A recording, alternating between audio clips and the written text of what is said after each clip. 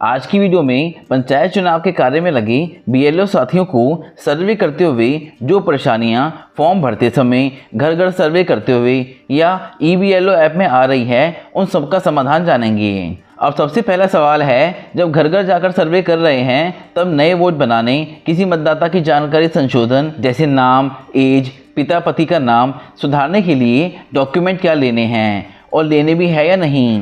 देखिए, आप document Aadhaar card, voter ID, passport, 10th class certificate, marksheet आदि ले सकते हैं। अगर कोई आपको इसकी फ़ोटोकॉपी आसानी से दे दे तो ले लीजिए। अगर नहीं मिलती है तो आप उसके आधार कार्ड नंबर और डेट ऑफ बर्थ, नाम आदि जो भी जानकारी की ज़रूरत है वह लिख लें, या फिर फ़ोन में उस आधार कार्ड या पहचान पत्र की फ़ोटो खींच लें, क्योंकि यह आपकी सुरक्षा के लिए ही है।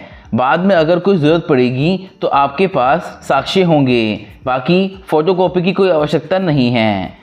अगला प्रश्न है, ईबीएलओ ऐप में जब उपस्थिति लगा रहे हैं तो लोकेशन मांगता है, क्या घर से उपस्थिति लगा सकते हैं? साथियों, ईबीएलओ ऐप बूथ पर सही से कार्य हमेशा करे यह संभव नहीं है। ऐप में वैसे भी कुछ ना कुछ प्रॉब्लम आ ही रही है। आप सेल्फी बूथ पर क्लिक कर लीजिए, क्योंकि गैलरी से फ़ोटो नहीं सेव होगी, और सबमिट बूथ पर नहीं हो रहा है तो घर आकर सबमिट कर दीजिए। भले ही ऐप पर घर की लोकेशन आ रही हो, वह मैटर नहीं करेगी। अगला, किसी एक परिवार के किसी सदस्य का दूसरा मकान संख्या है और अन्य का दूसरा, या एक ही मकान के लोग अलग अलग मकान संख्या में हैं, तो क्या इसे भी सुधारना होगा? जी बिल्कुल। इसमें आप संशोधन वाला फॉर्म 17 भरेंगे, उस परिवार की एंट्री निर्वाचक गणना प्रपत्र में भी करेंगे और फिर ईबीएलओ ऐप में भी।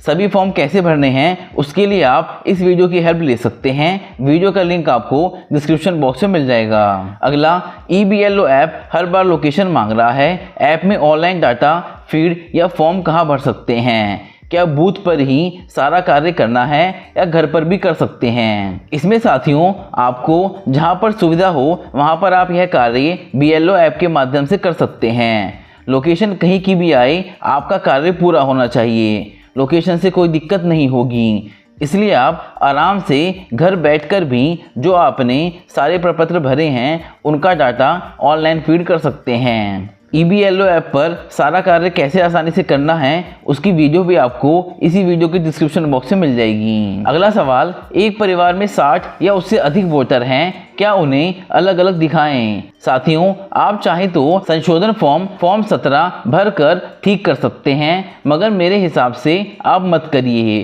क्योंकि इससे आपका काम बहुत बढ़ जाएगा। वैसे ही आपके पास बहुत सारा काम है। अगला प्रश्न है, एक ही मकान के सदस्य अलग अलग वार्ड में हैं, संशोधन कैसे करें? आप अगर चाहें तो जो आप निर्वाचक गणना प्रपत्र में वार्ड संशोधन की एंट्री कर सकते हैं और साथ ही साथ फॉर्म 17 संशोधन का भी भर सकते हैं, मगर मेरी माने तो आप वार्ड ना के बराबर संशोधन करें, नहीं तो इसमें भी आपका काम बहुत बढ़ जाएगा। आप बस इतना ध्यान दीजिएगा कि कोई सदस्य रिपीट ना हो किसी भी वार्ड में। अगला प्रश्न है, date of birth, name, gender में संशोधन कर सकते हैं या नहीं?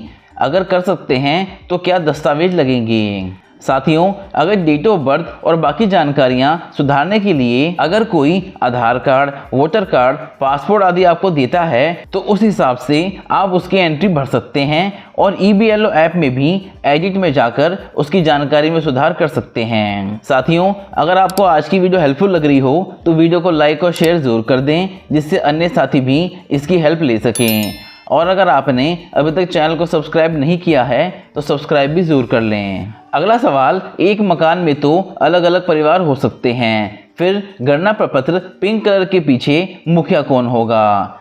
साथियों, एक मकान में अलग अलग परिवार हो सकते हैं, तो जो भी परिवार मिले, जो भी आपका मौजूदा स्थिति में सीनियर सदस्य मिले, आप उनसे साइन करवा सकते हैं या फिर अंगूठा लगवा सकते हैं। ज़रूरी नहीं है कि जो राशन कार्ड पर मुखिया हो उन्हीं के साइन कराने हैं। अगला है, मतदाता की उम्र जनवरी 2026 को 18 साल की हो रही है, क्या उसका भी वोट बनाएं? साथियों, 1 जनवरी 2007 से जिनकी जन्मतिथि पहले की है, आप अभी उनका वोट बनाएं। जिनकी डेट ऑफ बर्थ 1 जनवरी 2008 या उससे पहले की है, वह वोट आपको बाद में बनाने के दिशा निर्देश दिए जाएंगे, क्योंकि उनकी उम्र भी जब तक चुनाव होगा तब तक 18 वर्ष हो जाएगी। आप चाहें तो उनकी जानकारी लेकर रख सकते हैं। अगला सवाल, अगर गणना पत्रक में संशोधन, परिवर्धन, विलोपन भरते समय कोई गलती हो जाए तो क्या काट सकते हैं कि नहीं, और क्या काट कर पुनः लिख सकते हैं? तो इसमें साथियों, अगर गणना प्रपत्र रजिस्टर गुलाबी वाले रजिस्टर पर कोई गलती हो जाए तो आप उसको काट कर शुद्ध करके पुनः लिख सकते हैं।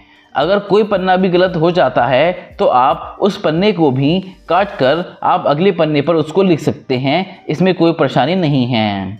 अगला सवाल, अगर मकान नंबर सीरियल से भरे जाएं या आगे पीछे भी कर सकते हैं, क्योंकि मकान सीरियल से होते नहीं हैं। बिल्कुल, मकान नंबर सीरियल से नहीं होते हैं, आगे पीछे भी आप बढ़ सकते हैं, लेकिन वार्ड आपका क्रम से होना चाहिए। यह पिंक रजिस्टर सही से कैसे भरना है, इसकी पूरी जानकारी आप इस वीडियो से जान सकते हैं। आपके सारे सवालों के जवाब आपको मिल जाएंगे। अगली सबसे महत्वपूर्ण बात, नई बहू का वोट कैसे बनाएं, क्योंकि उसका आधार का पता तो उसके मायके का होगा, उसका कैसे बनेगा। बिल्कुल, अगर ऐसी स्थिति आती है तो आप उनसे कहिए कि आप अपने बहू का आधार संशोधन करवा लीजिए जिसमें पता यहाँ का हो, तभी हम उसका बनाएंगे। तो उनसे यह कहिए कि जो इस गांव का निवासी होगा, जिनके आधार कार्ड पर इस गांव का पता होगा, उसी का वोट बनेगा। और अगर वह चाहे तो अपने आधार कार्ड में नया एड्रेस पति के आधार कार्ड से आसानी से 1 हफ्ते में संशोधन करवा सकते हैं। साथियों, इसके अलावा अगर आपके मन में कोई और सवाल हो, आपके पास कोई और समस्या हो, तो आप इस वीडियो के कमेंट में पूछ सकते हैं और आप हमारा व्हाट्सएप ग्रुप भी ज्वाइन कर सकते हैं। आज की वीडियो में इतना ही। वीडियो हेल्पफुल लगी हो तो वीडियो को लाइक और शेयर ज़रूर कर दें, और अगर आपने अभी तक चैनल को सब्सक्राइब नहीं किया है तो सब्सक्राइब ज़रूर कर लें। जय हिंद।